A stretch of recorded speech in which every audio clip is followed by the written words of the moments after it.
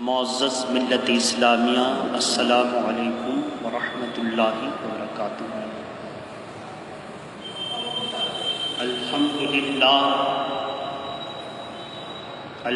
للہ رب العالمین والعاقبۃ للمتقین والصلاۃ والسلام علی رسولہ النبی الامین المتین الکریم، اما بعد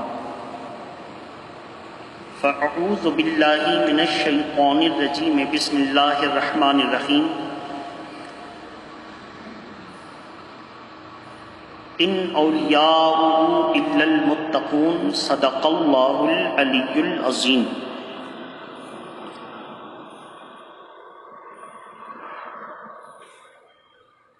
واہ کیا جود و کرم ہے شہ فتح تیرا، واہ کیا جود و کرم ہے شہ فتح تیرا، نہیں سنتا ہی نہیں مانگنے والا تیرا۔ فرش والے تیری شوکت و علو کیا جانے، خسروا عرش پہ اڑتا ہے فریرا تیرا۔ آج کی اس محفل محبت میں ہم اور آپ بڑی محبت کے ساتھ تاریخی شخصیت حضور تاج الشریعہ علیہ رحمت و رضوان کی بارگاہ میں خراج عقیدت پیش کرنے کے لیے اکٹھے ہوئے ہیں، اور ہمارے احباب و مخلصین نے بھی اپنی اپنی نیت و ارادے کے ساتھ اس محفل پاک میں شرکت کی ہے۔ مولا کائنات تاج الشریعہ کے نام آ جانے کی برکت سے ہم سب کی طرف سے اس محفل کو قبول فرما کر جس نیت کے ارادے سے شرکت کی، مولا سب کی مراد پوری فرما دے۔ تاج الشریعہ کے تعلق سے شاعر نے جو طبع آزمائی کی ہے وہ وہی ہے، واہ کیا جود و کرم، یاد رکھیے گا، کہا ہے واہ کیا رنگ ہے اے ازہری دولہا تیرا، واہ کیا رنگ ہے اے ازہری دولہا تیرا، نوری پوشاک ہے رضوی ہے امامہ تیرا، نوری پوشاک ہے رضوی ہے امامہ تیرا، اور تیری ہستی ہے کمالات رضا کی مظہر۔ اعلیٰ حضرت کے اندر جو کمالات تھے، ان کمالات کی جھلک اگر دیکھنا چاہیں تو تاج الشریعہ کو یاد کریں۔ تیری ہستی ہے کمالات رضا کی مظہر، تاج والوں میں شہا تاج ہے اونچا تیرا، اور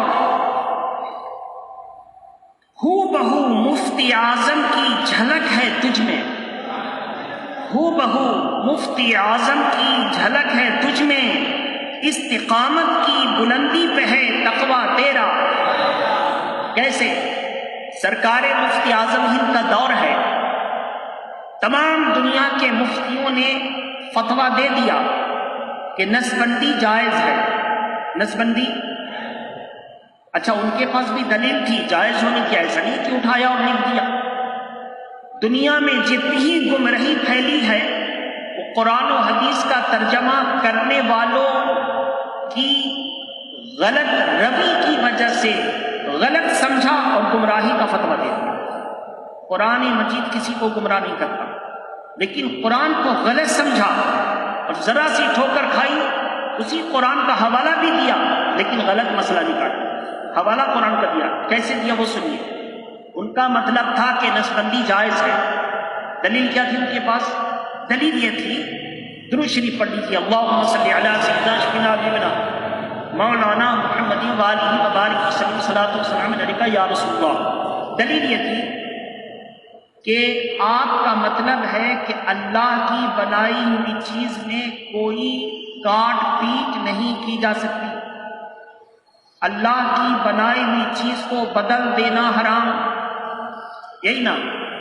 تو ان کی دلیل تھی کہ ختنہ جو اللہ تعالی اضافی چمڑے کے ساتھ بچے کو پیدا فرمایا، تو آپ نے جو ختنہ کر دیا تو آپ نے تو اضافی چمڑے کو جدا کر دیا، تو خود آپ تو ترمیم کر رہے ہیں، رد و بدل کاٹ پیٹ تو کر رہے ہیں۔ تو ختنہ کو دیکھتے ہوئے نسبندی بھی وقت کی ضرورت ہے اور جائز ہے. دیکھا آپ نے، ٹھوکر لگی نا آپ کو جھٹکا لگا کہ نہیں لگا کہ ہاں ٹھیک ہے کہہ رہا ہوں، ختنہ جائز ہے تو نسبندی بھی. لیکن جب یہ بات مفتی اعظم ہند کی بارگاہ میں آئی تو کہا تاج الشریعہ کو لکھو. کیا کہا؟ لکھو. اور تاج الشریعہ نے جو تحقیق کی تو فرمایا بتاؤ شارع اور شارح آج کوئی ہو سکتا ہے یا شارع اور شارح دونوں رسول اللہ تھے؟ کون تھے بولیے؟ شارع کا مطلب شریعت والے. تو شریعت لانے والے کون ہیں؟ ایک ہی ذات تو ہے نا. شریعت پر چلنے والے تو کھرب کھرب ہیں، لانے والے زور سے بولیے کیا ہوں گے؟ وہ شارع عین کے ساتھ. اور شارح قرآن کی شرح کرنے والا کون ہوگا؟ ایک ہی ذات ہوگی نا. تشریح تو سب اپنی اپنی صورت میں کریں گے، لیکن حقیقت میں شارع کون؟ حضور. کیا فرمایا کہ پیارے نبی نے خود فرمایا ختنہ کرو. کیا فرمایا؟ تو اس سے پتا چلا کہ اللہ کی دی ہوئی چیز کو بگاڑنا نہیں، بلکہ اللہ کی دی ہوئی چیز کو سنوارنا ہے. کیا ہے؟ اللہ کی دی ہوئی چیز کو سنوارنا ہے. بال کترواتے ہیں نا، تو جب اللہ نے بڑھایا تو کیوں کٹواتے ہیں؟ کیوں کٹواتے ہیں؟ سنوارنے کے لیے. کیوں کٹواتے ہیں؟ سنوارنے کے لیے. تو ختنہ جو ہے وہ سنوارنے کے لیے کٹتا ہے، اور نسبندی جو ہے وہ اولاد کے پیدا کرنے کو بند کرنا، گویا بگاڑنے کے لیے ہے. بات سمجھ میں آ گئی نا؟ تو ختنہ سنوارنے کے لیے خود اس کی اجازت حضور نے دی، ابراہیم علیہ السلام نے کر کے بتایا. تو یہاں تو دلیل ہے کہ کاٹو. بتاؤ نسبندی کی بھی کوئی دلیل ہے تو دکھاؤ. اب سمجھ بات آئی کہ نہیں؟ نسبندی کی کوئی دلیل ہے تو دکھاؤ. تمام دنیا کا عالم خاموش ہے. کہا کہ یہ فکر مفتی اعظم ہند کی ہے، مگر یہ قلم تاج الشریعہ کا ہے.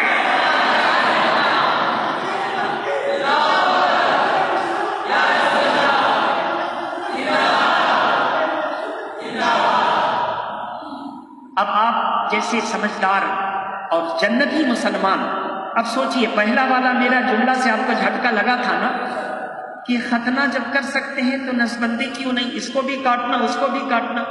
لیکن جب دوسری تحقیق میں نے پیش کی تو آپ کو لگا نا کہ پہلی تحقیق غلط، پہلی سوچ بولیے پہلی سوچ غلط. اسی کو کہتے ہیں کہ اللہ کا فضل کسی پر نہ ہو تو گمراہ پہلے عالم ہی ہوتا ہے، بعد میں کوئی ہوتا ہے. عالم ہی نے سب کو گمراہ کرتا ہے. ایک عالم بگڑا تھا دہلی میں، نام تھا اس کا اسماعیل دہلوی. کیا نام تھا؟ وہ بگڑا تنہا انگریزوں کے کہنے سے تو سب کو وہابی بنا دیا. سارے ماننے والوں کو کیا کر دیا؟ وہابی. تو ایک ہی نہ بگڑا تھا، کوئی عوام نہیں بگڑتی. اگر ایک عوام بگڑے تو اس کا اثر اس تک رہ جاتا، جو کہیں گے بڑا بدتمیز بڑا. لیکن عالم بگڑے تو اس کے پیچھے چلنے والے جتنے ہیں سب چمچے گمراہ ہو جائیں گے. اس کو ذہن میں رکھیے گا. تو پہلا والا جو میں نے کہا تھا کہ جب ختنہ کروا سکتے ہیں تو نسبندی کیوں نہیں، آپ کو لگا تھا جائز ہے، آپ کو لگا تھا. لیکن جب دوسری تحقیق پیش کی میں نے کہ تاج الشریعہ کی تحقیق یہ تھی، جو سرکار مفتی اعظم ہند کی تحقیق تھی وہ یہ تھی کہ ختنہ کا حکم اللہ کے رسول نے دیا، کر کے ابراہیم خلیل اللہ نے بتایا. نسبندی کی بھی کوئی نظیر، کوئی مثال ہے تو بتاؤ، کوئی مثال ہے تو بتاؤ. ختنہ سنوارنے کے لیے کیا جاتا ہے، جیسے بال سنوارنے کے لیے کاٹا جاتا ہے، اور نسبندی اولاد کا سلسلہ کاٹنے کے لیے کیا جاتا ہے. تو جس میں نسل انسانی کا کٹاؤ ہو وہ اللہ کی مرضی کے مطابق نہیں ہو سکتا. اللہ تو چاہتا ہے کہ میرے بندے بڑھیں اور تم اللہ کے بندوں کا دروازہ روک رہے. ہاں، حضور نے کچھ جائز صورت میں حکم دیا ہے کہ اگر بچہ چھوٹا ہے، پھر اگر بچہ لوگے تو یہ زندہ بچہ کی پرورش پر اثر پڑے. تو صحابہ نے پوچھا یا رسول اللہ، ایک ہی لونڈی ہے میرے پاس کام کرنے کے لائق، اگر وہ حاملہ ہو جائے تو کام دشوار ہوگا، تو ہم اس کے لیے کوئی صورت اپنا لیں، کیا خصی ہو جائیں؟ حضور نے فرمایا کہ خصی ہونا یعنی اولاد پیدا کرنے کی صلاحیت کو آپریشن کر کر کے بدل دینا اللہ کی حکمت میں ہیر پھیر، اور یہ اللہ کو گوارا نہیں، خصی ہونے کی اجازت نہیں دی۔ تو صحابہ اکرام نے پوچھا کہ یا رسول اللہ پھر اس کی کوئی بچنے کی صورت؟ فرمایا ہاں ہے۔ فرمایا عزم، کیا کرو؟ عزم، کہ جب اخراج کا وقت ہو تو تم بیوی سے جدا ہو جاؤ، لیکن یاد رکھو اگر اللہ نے تقدیر میں بچہ لکھ دیا تو کسی صورت میں ہو ہی جائے، کسی صورت میں ہو ہی جائے گا۔ تو میرے محترم بزرگ اور دوستو، اسی عزل والی حدیث کو پڑھ کر کے فیملی پلاننگ پر آج جو بچنے کی جو صورت ہے بہت سے مردوں کو دیا گیا، اسی فیملی پلاننگ کی صورت میں کہ اگر بچہ چھوٹا ہے اور نیا بچہ لینے کی صورت میں یہ بچہ مر سکتا ہے، دودھ نہیں ملے گی، بیمار پڑ سکتا ہے، تو ایسی صورت میں بچنے کا کوئی راستہ اختیار کر سکتے ہیں، لیکن آپریشن حرام ہے، حرام رہے گا۔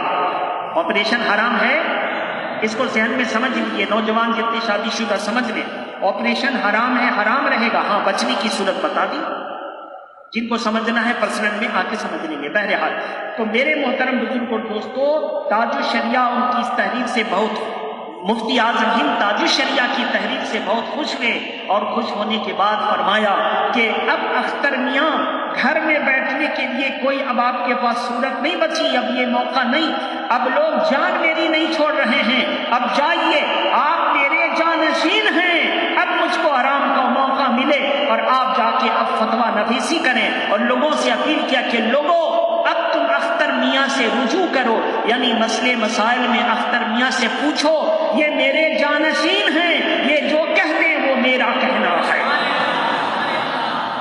اس لیے گدی نشی جو بن جائے، گدی نشی کون بنے؟ ریحان ملت۔ کون بنے؟ ریحان ملت، وہ بھی ہمارے سرکار ہے، ان کے بیٹا گدی نشی بنے سبحانی میاں، وہ بھی میرے سرکار ہے، لیکن جانشین کون بنے؟ تاج الشریعہ۔ گدی نشی کا مطلب ہے کہ مزارات مقدسہ، خانقاہ کی دیکھ بھال اور نگراں، خانقاہ کو شریعت کی روشنی پر چلانے والا، اور جانشین کا مطلب ہے کہ اگلے بزرگوں کے روحانی علم کو تقسیم کرنے والا۔ گدی تو کوئی سنبھالے، لیکن علم کی تقسیم کی بات آئی تو تاج الشریعہ کو چنا گیا، تاج الشریعہ کو چنا گیا۔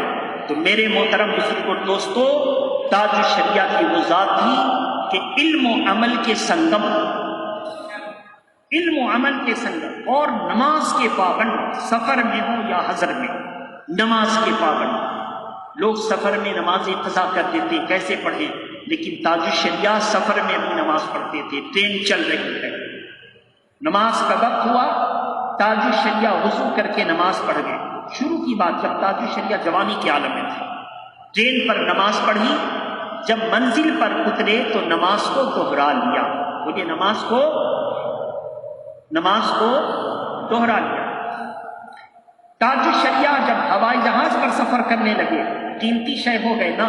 اب دیکھیے نا، 1980 میں مفتی اعظم ہند کا انتقال ہوا، 1981 میں اسی طرح حضور مجاہد ملت کا، آگے پیچھے مجاہد ملت چلے گئے، برہان ملت چلے گئے، حافظ ملت چلے گئے، اب رہ گئے تنہا وارثوں کے وارث تاج الشریعہ۔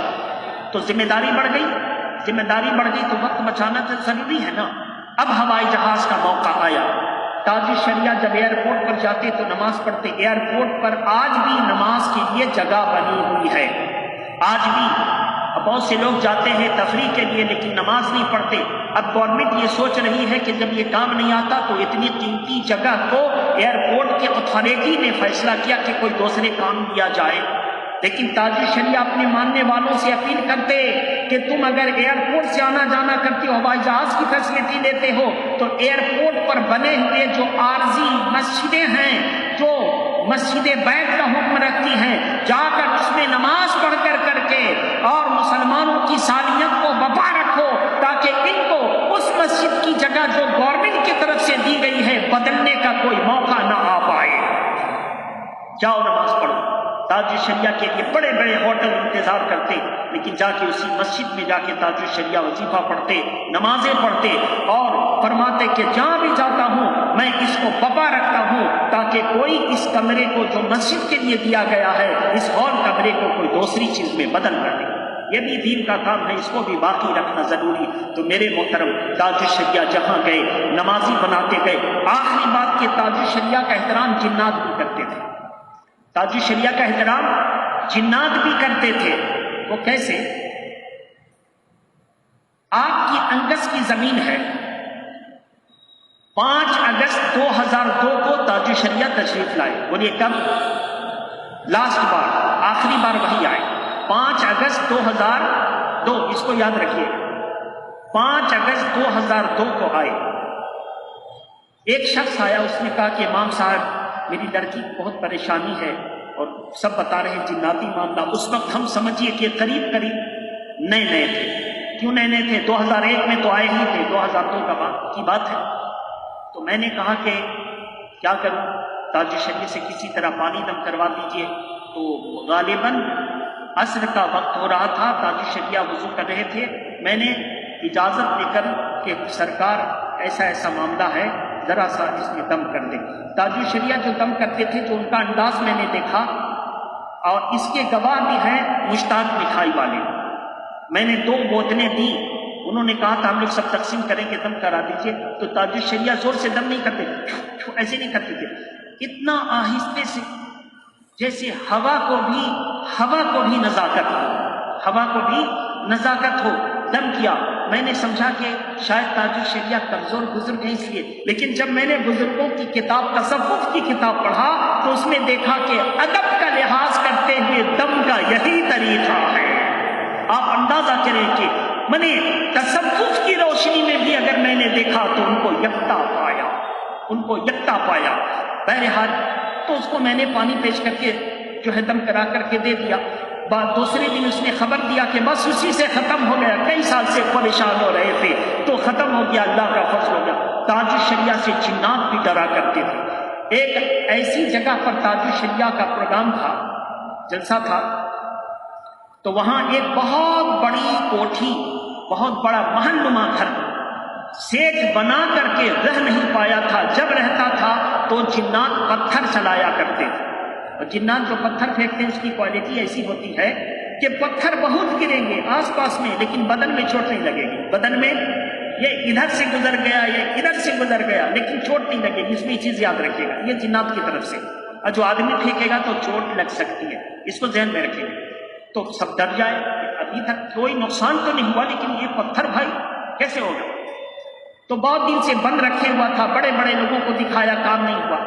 تو جب تاج الشریعہ کا اس طرف سفر ہوا تو اس نے کمیٹی والوں سے رابطہ کیا کہ اگر میرے کمرے میں تاج الشریعہ، میرے اتنی بڑی بلڈنگ یہاں ٹھہر جاتے، بڑے محل نما مکان میں تاج الشریعہ کو اتارا گیا۔ کیوں اتارا گیا؟ اس لیے نہیں کہ تاج الشریعہ کو محل کی خواہش تھی، تاج الشریعہ جس کو ٹھوکر لگا دے وہ محل بن جاتا ہے، یہ نہیں، خواہش تھی اپنا کام۔ تو تاج الشریعہ کو وہاں اتارا گیا، کہا کہ جلسے گاہ سے اتنی دور، کہا کہ حضرت یہ آپ کے غلام اور عاشق ہیں، اعلیٰ حضرت کے ماننے والے، ایسا معاملہ کا۔ اچھا ٹھیک ہے، تب ٹھیک ہے، ٹھیک، مال کی خواہش نہیں۔ اب رہے، رات بھر رہے، اب یہ ڈرتے رہے کہ کہیں سرکار سے بھی گستاخی وہ لوگ نہ کریں۔ رات میں کچھ عجیب و غریب آئی، تہجد کی نماز تاج الشریعہ نے ادا کی، اور ادا کرنے کے بعد کچھ حصار وغیرہ دم کیا، اور دم کر کے اس کے بعد کہا اب سے نہیں آؤ گے نا، اب سے نہیں آؤ گے۔ اس نے کہا نہیں آؤں گا، پھر کہا اب سے نہیں آؤ گے نا، یہاں پریشان نہیں کرو گے۔ اس طرح کے جملے سنے، کس سے بات کر رہے ہیں سمجھ میں نہیں آیا۔ اور جب تاج الشریعہ وہاں سے رخصت ہو گئے تو کہا کہ سرکار تعویذ دے دیجئے، کچھ اس کو بانٹ دیجئے، بندش کر دیجئے۔ کہا آدمی فقیر کا قدم آ گیا ہے، انشاءاللہ کچھ نہیں ہوگا، انشاءاللہ کچھ نہیں ہوگا۔ شرط ہے کہ نماز قائم رکھو، قرآن کی تلاوت کرو، ہر وقت جو ہے پاک صاف رہو، اعلیٰ حضرت سے محبت کرو، غوث اعظم سے محبت کرو، شریعت کا احترام کرو، مسجدوں کو آباد کرو، عورتوں کو کہو کہ گھر میں نماز پڑھیں، ان پر تم عمل کرو، اللہ تمہاری حفاظت فرمائے گا، اللہ تمہاری حفاظت فرمائے گا۔ تاج شریعت تو رخصت ہو گئے. ڈرتے ڈرتے انہوں نے اپنے بیوی بچوں کو بلایا. پتہ نہیں کیا ہو، لیکن یقین تھا کہ یہ چہرہ کبھی جھوٹا نہیں ہو سکتا. یقین تھا اس طرح کا چہرہ کبھی جھوٹا نہیں ہو سکتا ہے. آئے، آ کر کے رہے. اب تک کی رپورٹ ہے کہ وہ لوگ ہیں آرام سے، بال بچے بھی پیدا ہوئے، پھر کبھی ویسی حرکت نہ ہوئی. اب جو مکان، جو محلنما عمارت جنوں کا اڈا بنا ہوا تھا، اب وہ برکت کا منبع بنا ہوا ہے. اب اگر کوئی بھی رضوی میٹنگ ہوتی ہے تو انہیں کے ہال کمرے میں ہوتی ہے. آپ اندازہ کریں تو اچھے عالم کے قدم کی برکت یہ ہوتی ہے کہ وہاں سے وبائیں، مصیبتیں، پریشانیاں دور ہو جاتی ہیں. اچھا عالم وہی ہے جو شریعت کی نظر میں اچھا ہے نا. تو میرے محتاج شریعہ جہاں بھی جایا کرتے تھے تو کہتے تھے کہ لوگ نمازیں جماعت کے ساتھ نہیں پڑھتے، جماعت کے ساتھ نماز پڑھو. جماعت کو جان بوجھ کر کے چھوڑنے والا فاسق ہے اور وہ مقتدا پیشوا ہونے کے لائق نہیں ہے. جماعت کے ساتھ نماز پڑھو، وہ پیشوا نہیں بنایا جائے گا، اس کی دعا قبول نہیں ہوتی، اس کے قدم میں برکت نہیں ہوتی. تو جہاں جاتے جب یہ جملہ کہتے تو جتنے پیشوا بنے ہوئے تھے وہ توبہ کر کے نماز اور جماعت کی پابندی شروع کر دیتے. اللہ تعالیٰ ایسی ابتری شخصیت کے وسیلے سے ہم سب کی حاضری کو قبول فرما لے. ہمارے احباب و مخلصین اور بزم غوث و خواجہ ورثہ نے اس تقریب کو منعقد کیا اور ہمارے دو بھائیوں نے اپنے اپنے مقصد کے ساتھ اس محفل میلاد النبی میں شرکت کی. مولا ان بھائیوں کی طرف سے ان کی نیتوں کو بھی قبول فرما لے. اور یہ بزم غوث و خواجہ ورثہ جو اکابرین بزرگان دین کے تقاریب کا انعقاد کرتی ہے، مولا ہم سبوں کو وہی بزرگوں کی روش پر چلنے کی توفیق عطا فرمائے. وآخر دعوانا ان الحمدللہ رب العالمین. السلام علیکم.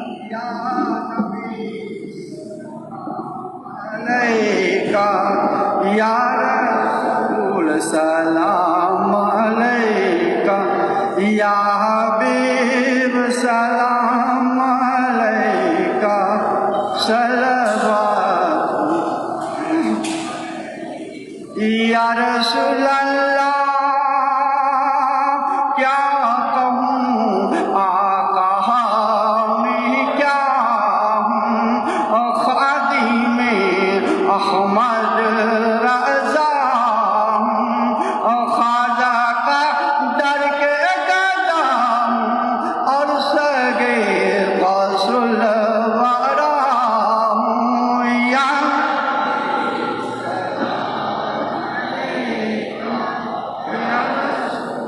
سلام یا